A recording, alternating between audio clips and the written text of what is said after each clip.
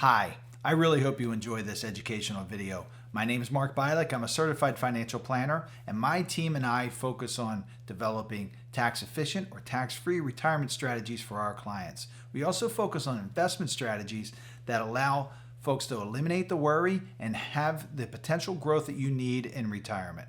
So enjoy the video, and at the end, I'll tell you how you can schedule a no cost, no obligation consultation with me. Enjoy. Good morning, everybody. It's 10:01. I apologize for the minute delay. I was having some technological issues in starting up and with my scheduling. So I've sent a message and hopefully someone's taking care of that for me. But want to welcome everybody to the June 22nd webinar. Today, we're going to do what we usually do. We're going to talk about the markets for a bit, and we're going to talk about a financial planning topic. And I just realized that there was an item I wanted to point you to for a Power Zero topic as well. I added that to my agenda. Power Zero is kind of what I refer to as David McKnight's School of Thought and Program. His best-selling book, the Power Zero, is really what got me started with these education programs and really being able to implement a lot of the work that I learned through my association with the slot program. So slot program is great for education. McKnight and his group is great for implementation. So really, but anyway, so I added that to my agenda, and there was a great podcast that he did with a woman from his movie. So I'm just going to look it up since I'm talking about it. Power POZ podcast, and if you have time, you should listen to it because it's really, really informative. It seems to be two portions, but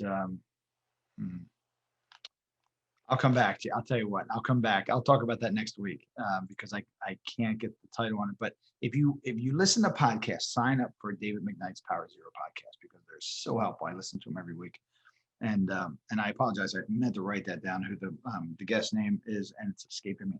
But again, welcome everybody. I want to remind everyone that you're muted. You have a question and answer at the bottom of your Zoom window, your screen. Your chat is disabled and these meetings are recorded. Last week, I told you we're Wednesday, Thursday, and Friday. Myself and a couple members of my staff were down in Austin, Texas, meeting with Kestra and doing some training down there and addressing some issues. So it was nice to get out of the office a bit, or out of the area a bit, and visit Austin. It was about 1,000 degrees, but other than that, we had a nice time, and we did take some time to spend some time in the city and enjoyed a bit. But we certainly worked quite a bit, so we got a lot done. So it was very quiet. I hope you all got your needs met. I'm sure everyone did, but it was. It's necessary. These training excursions are necessary from time to time. I want to remind you that we started our summer hours a few weeks ago, and that is we end at 3:00 on Fridays. Of course, if you need something, you can always reach me via email, or if it's very urgent, you all have my cell phone number if you're clients. We're returning to the office in July, and I was meeting with Jessica yesterday, who's our office manager. And what we're discussing is having 2 in-office meeting days to start with each week. So I really enjoy working from home. I'm very efficient. I'll have to kind of reset up my desk with everything I need that I've set up here back at the office. But we want to give people the opportunity to meet in person if they'd like to. And so we're coming up with the days that will work. And I think 2 days a week will probably suffice as far as in-office meeting days. But I'm always happy for feedback from clients on that. And if you remember, on June 9th, we had a special webinar using annuities and retirement planning and Roth conversions. And then next Wednesday, June 30th, we have a special webinar at 6:30 p.m. That's fiduciary systems for powers of attorney, trustees, and executors. So if you're in that position yourself, if you know of anyone who is a power of attorney, trustee, or executor, this is very good information for you. This is a course I teach at a bar association's and it's a continuing legal education course that the attorneys get credit for. So it's a robust course, and it's going to be very helpful. And then July 21st, we're going to talk about investment fundamentals. And that's, again, at 6:30. All these are Wednesday, 6:30 courses. And then the next one is July 28th, the reality of the 4% rule. And if you don't know about the 4% rule, we'll talk about it that night. So today, from a planning perspective, I'm going to talk about the importance of your annual reviews and really what we do in those annual reviews and why they're so vital to the success of your plan. It used to be, and I never quite understood this. So when I first got into this business in 2001, we used to deliver these very thick documents. And as soon as we delivered that document, I just always thought this thing is obsolete automatically. And we would I worked for a company called UBS at the time, Payne Weber, which became UBS. And they spent a lot of money on beautiful printing and a binder. And sometimes the binder was kind of a leather feeling. And I know clients went home and put that on the shelf, and 99% of them never touched it again until they were decluttering. But these financial plans have to be reviewed all the time. So at least annually, you should be sitting down with us, your planners, your advisors, going through these the plans. Now we don't print documents anymore unless there's a request for that. Everything's online. Clients have full access, and most clients really enjoy that access and seeing how the plan all works. So we're going to talk about the importance today of those annual reviews and exactly what we do in those annual reviews. So a few weeks ago, or a few months ago now, probably, I added these Ed Slott updates. So I'm sure that I'm part of Ed Slott's Elite Advisor Group. And in fact, in the Master Elite Advisor Group, I've been, Ed's been my mentor since 2011 or maybe 2012, quite some time. And we get information almost daily from Ed and his team. And I just kind of curate it and see what might be interesting and might be helpful for you. And this wasn't the thing I'm going to talk about now actually didn't come from Ed Slott, but it came from an article I was reading, I don't know, just on my Google feed or something like that. And there was a question, I think it was a New Jersey money magazine, but there was a person wrote in and said, I've been wanting to do Roth conversions for many years, and my financial advisor says I can't do them because I'm retired and I don't have any earned income. And you probably know at this point from our classes that's just bad information. And that is not uncommon to have these, whether they're financial advisors, sometimes CPAs who just don't understand the nuances of Roth, tax advantage accounts, tax-free accounts, conversions and how they work, contributions, the difference between those two things, conversions and contributions. The fact of the matter is that even if you don't have any earned income, you can convert as much or as little as you like, over whatever schedule you like. The only question is how much tax are you willing to pay in that year, because you have to pay tax. That's the toll for crossing over that bridge from forever tax to never tax, is paying that toll on the way. And there are Ed Slott's words, right? Forever tax and never tax.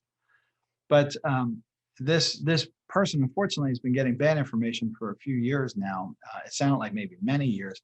And I just thought, my gosh, they've missed so many opportunities in the past several years to do this conversions, because this window we have of the lowest taxes really we've ever probably had in history, that window is closing rather quickly. So just be aware, question things. If you're embarking on Roth conversions, tax efficient planning, you want to work with someone who specializes in it. There's only 400 of us in the entire country as part of Ed Slott's Master Elite Advisor Group, or Elite Advisor Group. And as I tell you, I'm just always shocked by that, because I think everybody should be getting as much education that they can.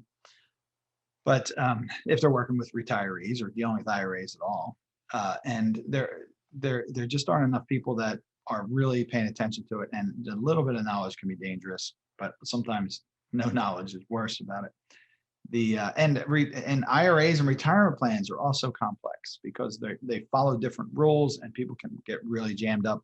We talked about the 60-day rollover rules last week, and people get tied up in that and they pay tax on things they don't need to. But this week, now coming out of the the slot mailbag, so to speak. This comes from Sarah Brenner, who's one of my favorite slot employees and part of our resources. So Ed, it's not just Ed, but he's got kind of a team of individuals that helps him and folks like me with issues that come up. So a question came in to Sarah, and the author wrote, a client of mine born in 1952 passed away in March 2021, and the IRA passed to her mother, who is 91 years old. So client passes away, mother, who is obviously older, is the beneficiary. So he goes on to write, so the 10-year rule applies to liquidate the IRA. She is not an eligible designated beneficiary. This is a financial planner who's writing into Ed Slott. So he writes, he's making an assumption. So the 10-year rule applies to liquidate the IRA, as she is not an eligible designated beneficiary. If the mother passes away at age 95 and leaves the inherited IRA to her son, how long does the son have to liquidate the account? That's a really good question, because daughter passes away, mother is the beneficiary under the new rules. Now this this financial planner, financial advisor, is assuming that the mother has to follow the 10-year rule because he says she is not an eligible designated beneficiary. But I'm going to give you a little insight on Sarah's answer. The mother is actually an eligible designated beneficiary. And let me remind you of who those eligible designated beneficiaries are, because the 10-year rule doesn't have to, it can, but it doesn't have to apply to eligible designated beneficiaries. So the people who are considered eligible designated beneficiaries are a surviving spouse, a disabled or chronically ill individual, an individual who is not more than 10 years younger than the IRA owner. That mother would fit in that category, wouldn't she? Or a child of the IRA owner who has not yet reached the age of majority.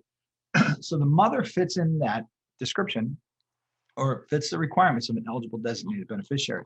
So this guy's asking the right questions. He's doing the right thing. He's going and he's researching information because he doesn't know the answer. But he starts with an assumption that's completely wrong. So, and he asks a good question. What happens to the son? How long does the son have to liquidate the account? So Sarah writes back, interestingly enough, the mother is an eligible designated beneficiary in this case. She puts an exclamation point. She's very, she's always very excited about these things. She's a wonderful, very knowledgeable woman. She is not more than 10 years younger than the IRA owner. However, based on her age, stretching payments over her life expectancy, mother's 91 years old. Yes, 91. Yeah.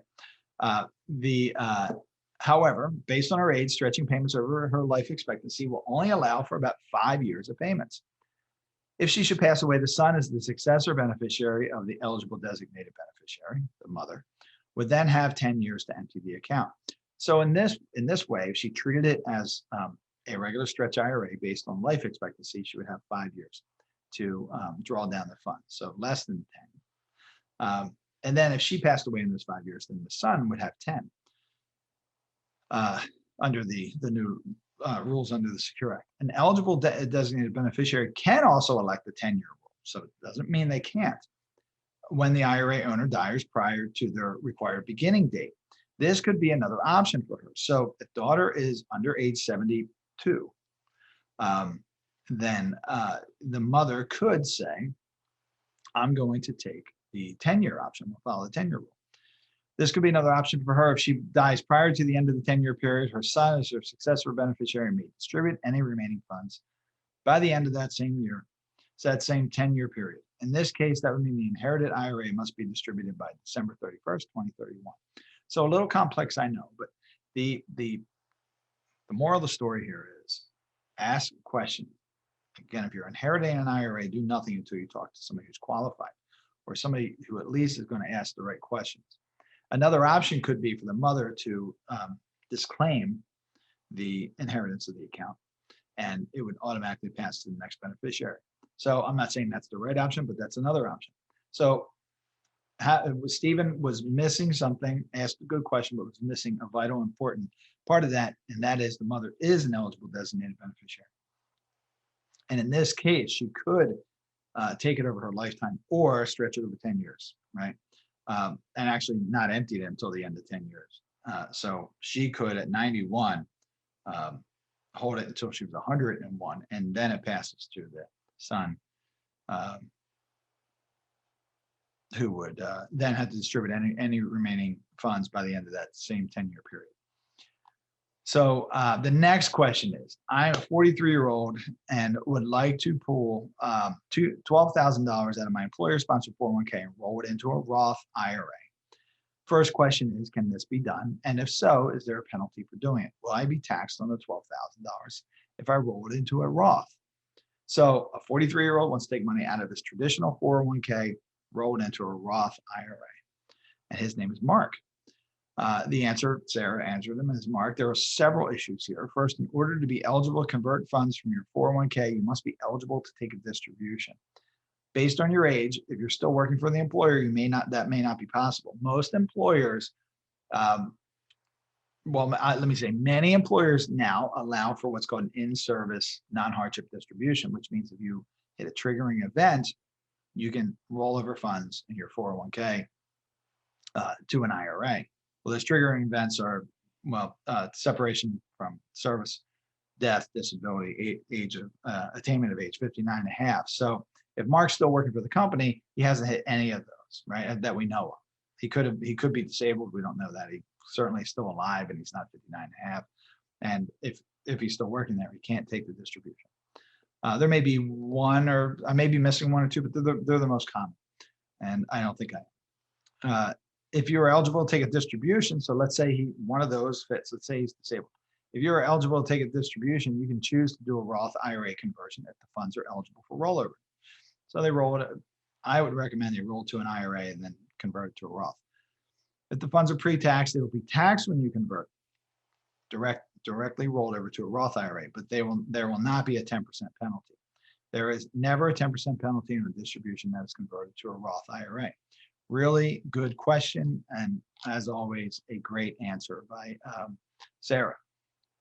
So, I know I just said a lot. These items are complex, and again, this is why it's important to deal with somebody who's specially trained in these areas. And you always have to keep your ear to the ground on these things. This is why I'm always reading these updates. I have to take an exam for the training I did, I guess it was last month with Ed. That was a 2-day training. I think I have to take it by I'm planning on taking it by the end of this week. I might have more time, but doesn't matter. But this is why I'm always listening to David's podcast and, read just about everything I can get my hands on to stay current and up to date on what's going on. It's very, very important. All right, let's talk a little bit about the markets. So last week there was a lot of red last week. The Dow Jones Industrial Average closed down 3.4%. The NASDAQ closed down just slightly at 0.26. The S&P 500 was down 1.8%. And in fact, all the major stock indices were down. Still positive year to date. Really great numbers. The S&P at 11, Dow Jones at 9, high 9s, high 11s. But last week was a rocky week. Today's, pretty flat. Just seems to be waiting for the Fed chairman to speak at 2 o'clock. So we'll see which direction the Fed's going to go in. But let's see. There's not a lot of change. Wasn't a lot of change in the 10-year Treasury week to week, 1.44 compared to 1.45. So we definitely have some stabilization there.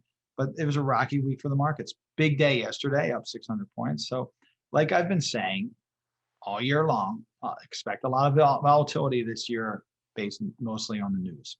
So new news comes out about something, we see, big peak, big drop. That's just how it's going to be.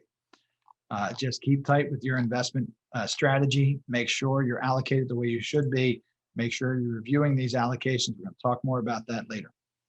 All right, talking about, I like these MFS by the numbers. There were, let's see, 1, 2, 3, 4, 5 different snippets this week. This one section talks about bonds, and it's bonds and higher interest rates. So giving you some history, the worst year for the taxable bond market in the last 45 years. So not municipal bonds, taxable bonds, corporate bonds, U.S. government bonds. The worst year for the taxable bond market in the last 45 years, from 1976 to 2020 was a loss of 2.92, and that was in 1994. The year-to-date performance as of last Thursday at 6/10/2021, so almost 2 Thursdays ago, of the taxable bond market is a loss of 1.65%. So the overall bond market, then that's the Barclays U.S. Aggregate Bond Index, that was down as of the 10th of June, 1.65%. Let's see. Then it just gives a measurement of what that's based on. So that's interesting. So the worst year we've seen from that, when that index, this reading is in 1994 with a loss of 2.92. And we're already at 1.65 this year. Now, it could get worse, certainly, with fluctuations in interest rates, and interest rates start to rise. I don't want to give any impression that negative 2.92 is some kind of floor. It could be much worse than that. Bonds can be very, very volatile, depending on the type of bonds that they are. And the funds can be volatile, bond funds, for many reasons. The management, the maturities, there's just a lot of what they hold, the bond quality. So there's a lot of things you got to look at when you're holding bond funds, because the volatility of bonds, as I've told you, concerns me right now more than the stock market. Let's talk about borrowing. So from March 13th, 2020, the date that President Trump's declaration of national emergency due to the pandemic, through last Thursday, again, 6/10/2021, our country's national debt has increased by $4.8 trillion in 15 months, rising from $23.4 trillion to $28.2 trillion. Now, when I started teaching the Power Zero classes, I think we were talking about $18 trillion deficit. We were all shaking our head about that, not deficit, but national debt. We were all shaking our head wondering how we're ever going to pay for that. And now we're 10 trillion over that in a short period of time. It's just really out of control, and something has to be adjusted. This consumer price index, that's inflation. We've been talking a lot about inflation. I've been bringing you the numbers from the Bureau of Labor Statistics. They are in conflict with what the White House is publishing, or not publishing, but stating. I think the White House said they don't expect inflation to be higher than 2 or 3% over the next 5 years. Well, the consumer price index was up 5% on a trailing 12-month basis as of May 31st, 2021. Year-over-year inflation was less than 5% at the end of 99 of the months in the last 30 years. These statistics drive me crazy. So what they're saying is, most of the time, almost 100% of the time, 99% of the months in the last 30 years, inflation was less than that number, that 5%. But 5% is a big number. Now, we have seen some declines in lumber costs, thankfully, and I hope to see some declines in other areas as the job force gets going again. Big move out of the cities. I was talking to a client last week who's purchasing a apartment in Manhattan because the prices are down so far in Manhattan. And because here's what they're reporting here: between July of 2019 and June of 2020, 5 of the 10 largest cities in the United States saw their populations decline. It's New York, Los Angeles, Chicago, Philadelphia, and San Jose. I didn't know San Jose was such a big city, but they're seeing significant declines, in fact. And the number of job openings in the U.S. climbed to 9.3 million at the end of April 2021, the highest number ever recorded, and up 1 million in just the last month. By comparison, at the depths of the mortgage crisis, there were 2.1 million job openings available in July 2009. So the Great Recession, the mortgage crisis, whatever you want to call that, there were 2.1 million job openings, and we have now 9.3 million. You see it all over. Unless you're completely shut out, everybody is talking about the fact that you can't, the businesses are having a hard time hiring people. Restaurants are shutting down Mondays, Tuesdays. Other businesses are, we saw a couple businesses local here go out.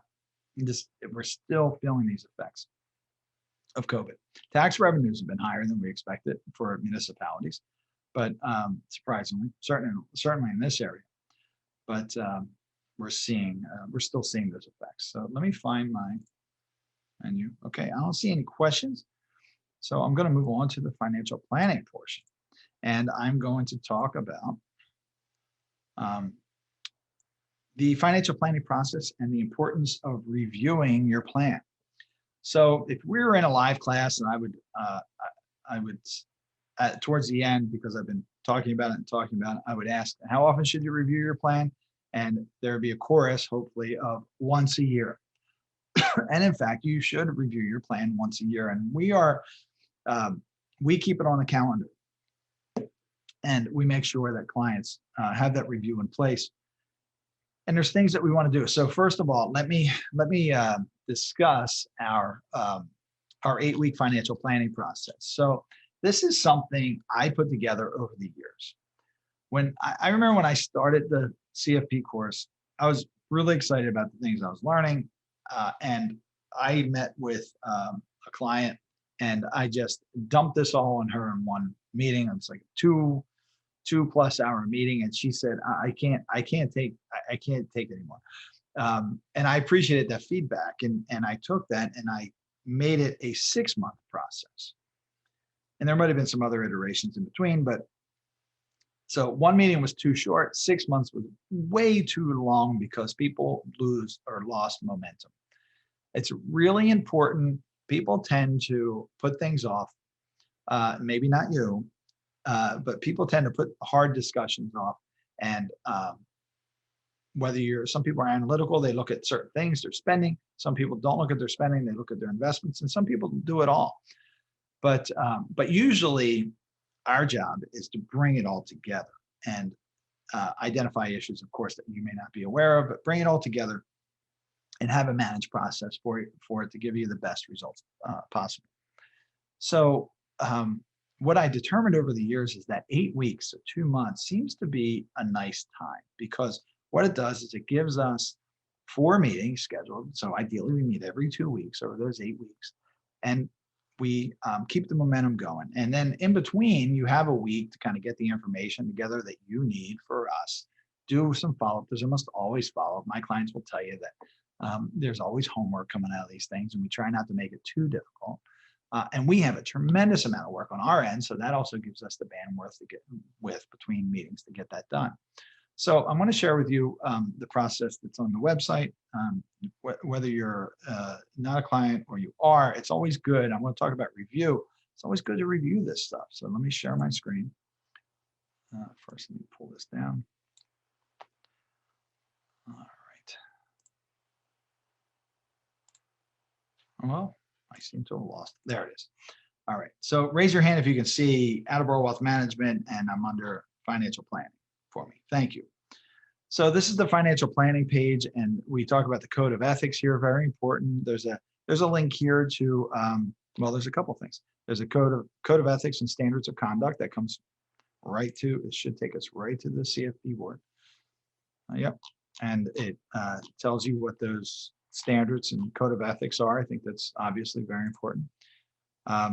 This link is sometimes a little tricky, but there's a link here why you should choose a certified financial planner. Let's see what we get here. Yeah, it worked. Sometimes the CFP board could do a better job with their website, but they seem to be doing well today. We wrote a bit about what you could expect from the process. I'm going to go through that. And then I did an outline of what that process typically looks like. It's different for everybody, of course, just like everything. Some people come in and the first thing they want to deal with is wills and estates, and we do that. We move that up to the top. Often that's the last thing we do, but we move that up to the top. So I'm going to go over these meetings, but you'll see here, week 1, meeting 1, week 2, gather information required for analysis. I have here responsible party, planner, that's us, primary and client. Primarily, it's our job to take care of that, but we also need the client work. So I'm not going to read this for you. You can go through and look at it. And then down here, these attachments, we have our expense spreadsheet that we give everybody to complete, and that's opening up in another window. So I'll pull that down as soon as that opens for you. Let's pull that down. That's an Excel sheet. You can either fill that out online, or you know, in Excel or whatever you use for spreadsheets, or you can print it and fill it in. But this typically, there's things in here that most people aren't considering. We hear it all the time, and we edit this on a regular basis. Some people will say, well, why don't you have this in here? Or nobody does that. And if we see an area that's not covered for a long time, we may take it out of there. But what I hear all the time is that, oh, I didn't think about that. Hair and nails is a big one. People say, I didn't realize what I was paying for hair and nails. And this isn't about budgeting. It's identifying everything that you may not be considering. So people will often come and say, I need $10,000 a month to live off of. And then they go through this process and it's really $12, $13, $15,000 a month. So that's important to know. Yeah, so and another big one I hear is pet care. Right, pet care, pet insurance, other, and that really should be care. I might share with you, I have this big German Shepherd dog that every now and then you may hear, but we had to have emergency surgery for him and a few weeks ago, and his surgery cost just as much as my roof did last year. So, we spend money on these animals that maybe we don't realize or we weren't planning on. So this is a good exercise, and we do this once a year. We do it when you start, of course, and then we do it again every year. What we typically do is we send this to you, your previous year document, so that you can compare it, because we compare it when it comes in. All right, so let me close that out. And the other document is our financial planning questionnaire.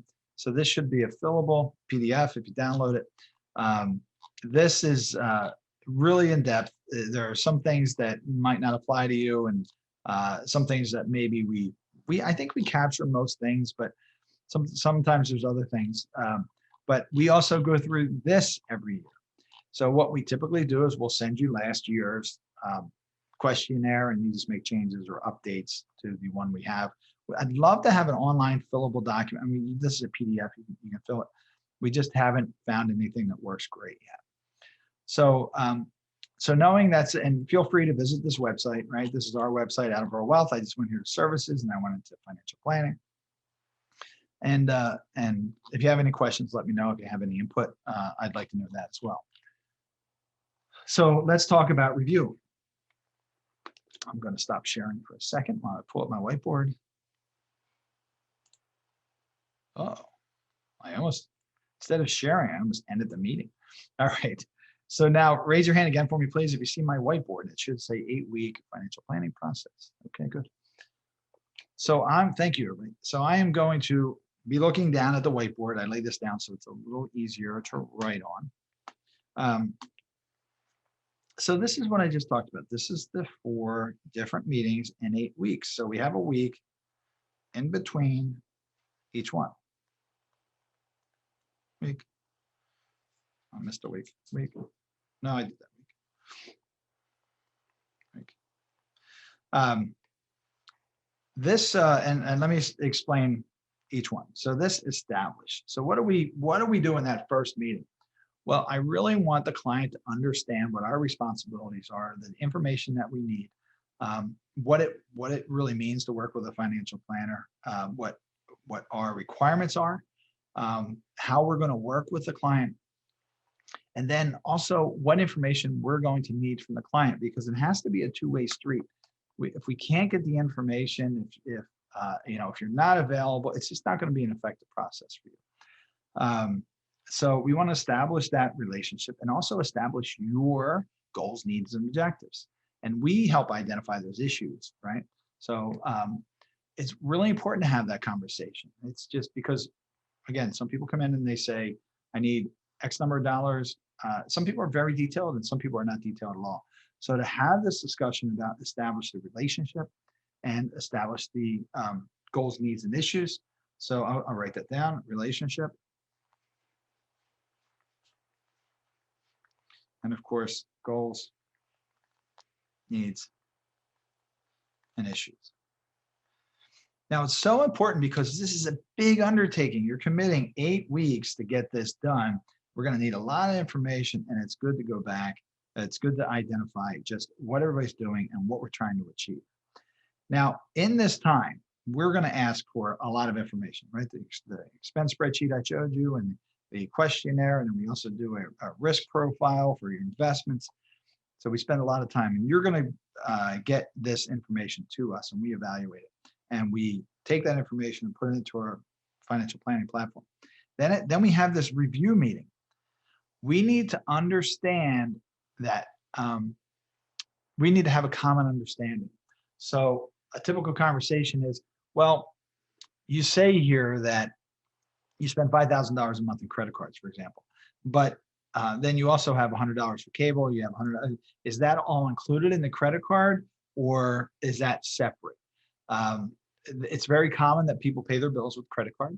I do that as well for the points. Everybody likes the points. Actually, I get cash back from Costco, which I think is just the most exciting thing when that happens. But people like to do that. We don't want to double up, and we want to make sure that we're understanding. We also don't want deficits where people will sometimes come in and say, I just spent $500 a year for vacation. Most people spend $5,000 to $10,000 a year. So we may have a question around that, if that's a real number or not.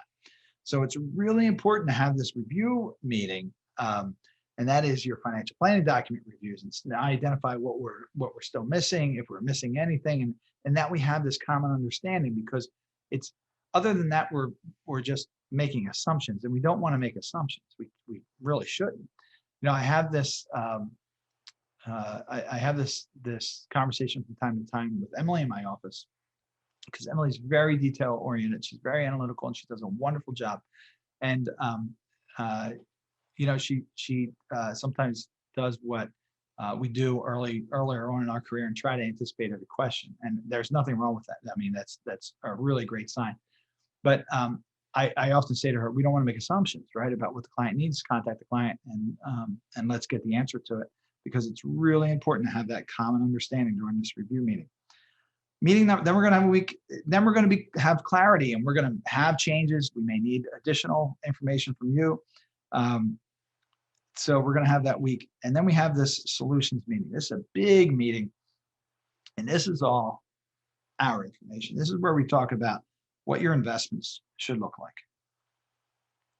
I have heard over and over again that this is uncommon. So I want you to consider this, right? So we start a new client relationship, and simultaneously we have accounts from wherever they are. We set up accounts with us, AWM accounts, and we're transferring accounts over to fund your plan, right? Simultaneously, we're going through doing this financial planning process. Now, what do most financial advisors do? They get these accounts over, and immediately they want to invest that money. Let's get it working, right? Well, I take a different approach to it, and most people are surprised by this. I'm not making investment recommendations until the third meeting. That could be 6 weeks in. Listen, could it be that, well, typically, if we're rolling over 401ks, then the money comes in cash. That's either going to work great for you if the market's down, or you may miss an opportunity if the market's up. But you have to understand that going into it. And if we're, if it takes 2 weeks to get to the next step, or 4 weeks, most people are fine with that. To be prudent and thoughtful in the investment recommendations. If we, if you hold your funds at Vanguard or wherever they might be, Fidelity, we can usually transfer them in kind, right? So they sit the same way, so there's no change in that. But the solutions meeting is really important, because we talk about investments and how you should be allocated. We often talk about account segmentation here. You've heard me talk about this, and this is a really great way to handle risk in a portfolio and make sure that you're funded. We talk about tax efficient strategies. Roth conversions, life insurance. So that's Roth, life insurance, etc. This is where we just come to you with everything. Okay, here are our findings, and here's how we think we need to handle it. Once we all agree with what the solutions would be, we go back to work and we start the implementation. So between meeting 3 and 4, we're working on implementation. You're signing documents, you're transferring funds, moving money around. That's where we start implementing everything. So then this 4th meeting is, what does the implementation look like? Is how are there still things we have to address with the implementation of what we already done? and what are the other issues that we still have to address, and we lay out the timeline and expectations for that. This is often where we talk about estate planning, because by now, hopefully, we have, if life insurance, cash value life insurance is in your plan, then we've got some determination on that.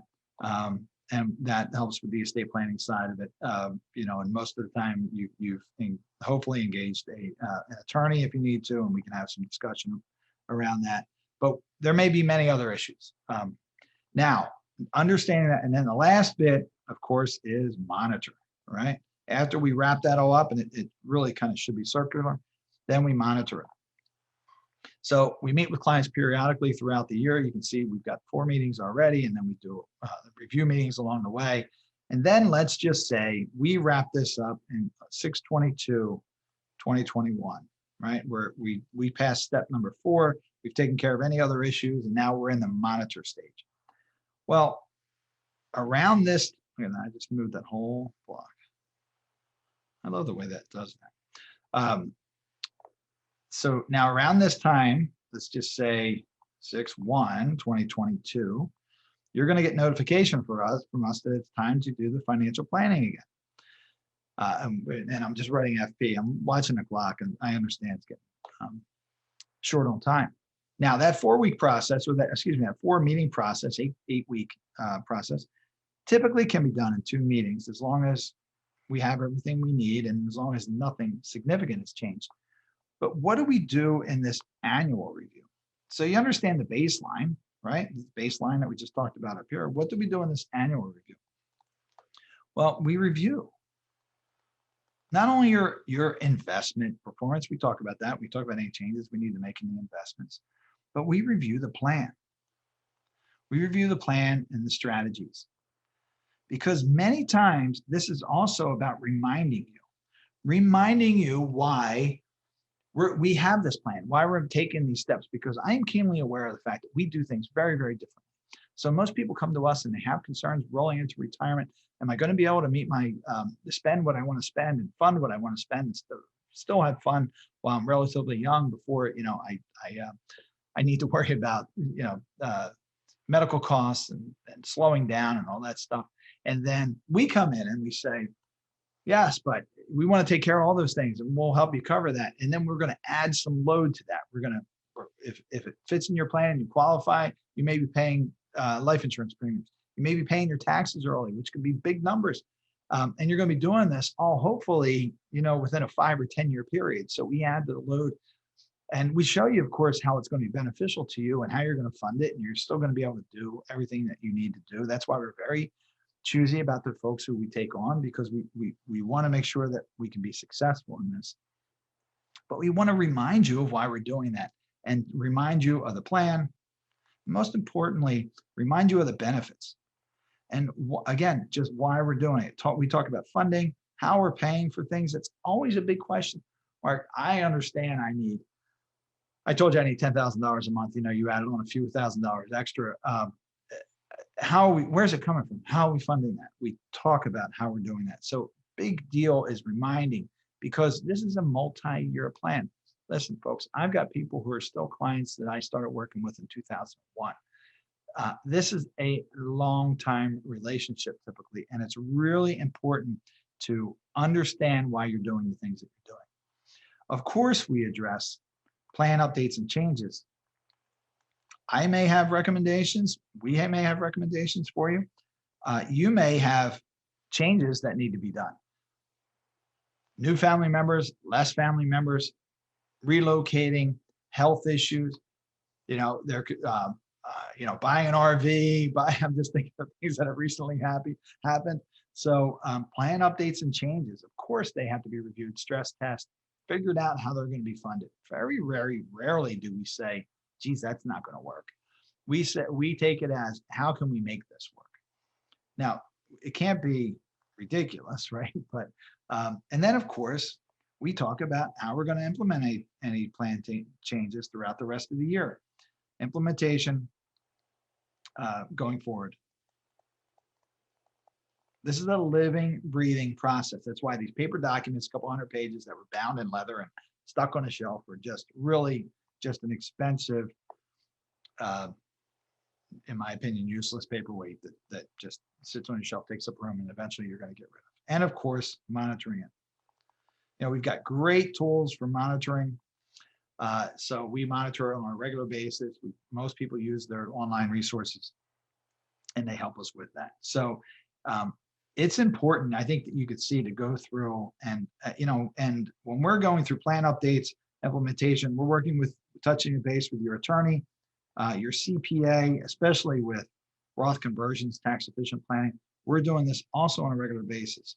But since we already have the information, the base information, we send you those documents to update. We can normally do this in 2 meetings or about 4 weeks. So that's really important to know. It's so important to touch base, because you know that things change all the time. We constantly have to be flexible. Flexibility is very, very important. I often get concerned when people are, I had a fellow who called in last week.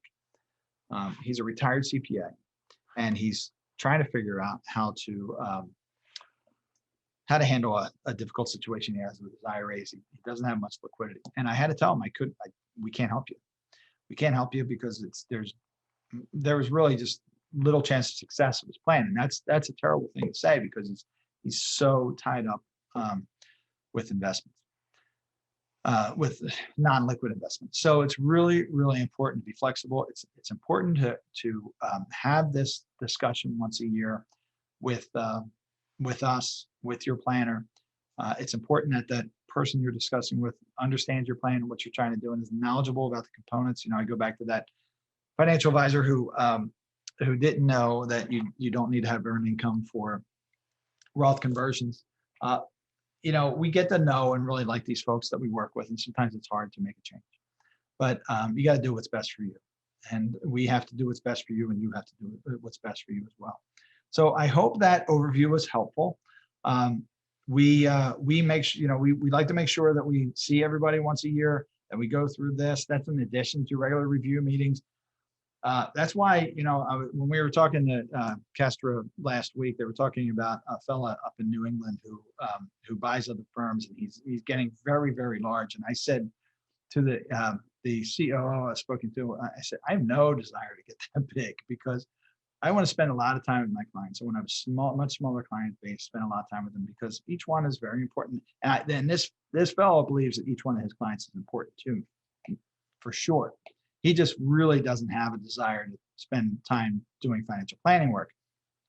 He wants to build this empire he's building, which I'm really proud of him for. He's a great guy, great young guy. But it's just a different thought. So I think it's important to have these reviews once a year, meet periodically throughout the year. And I don't want anybody to think that you have to wait for a meeting. If something is changing, if something happens, we're available for you. If you have concerns about something, if you just want to walk through ideas about something, fine. That's what we're here for. If you're not yet a client, you have the opportunity to schedule a consultation with us coming up, or with me. It looks like I have 1 day available, and it's still in June. That's June 30th. And then many days available in July. So my calendar should pop up. There's a bit of a glitch in my calendar. It appears that you can still schedule appointments for today, tomorrow, and Friday. That should not be. I'm on vacation. Generally, I have one appointment on Thursday morning, I think it is, but otherwise I'm on vacation Wednesday, Thursday, Friday. So please, I ask you, don't schedule anything this week, because we're going to have to reschedule you. I'm not sure what's going on in my calendar. Other than that, have a great day. I know we went over a little bit, just about 5 minutes, but I hope you got a lot out of it. And we'll see you next Thursday, and then again next Wednesday. Or excuse me, next Tuesday, and then again next Wednesday. Have a great week. Take care. Hello again. I hope you enjoyed the video, and perhaps you learned something new that can help you. If you want to schedule time for me for a no cost, no obligation consultation, you can use the link in the description and schedule a time that works best for you. If my schedule is full and you can't find anything, don't worry. Send us an email and we'll find a time that works for you. I look forward to speaking with you soon. Thank you. Have a great day.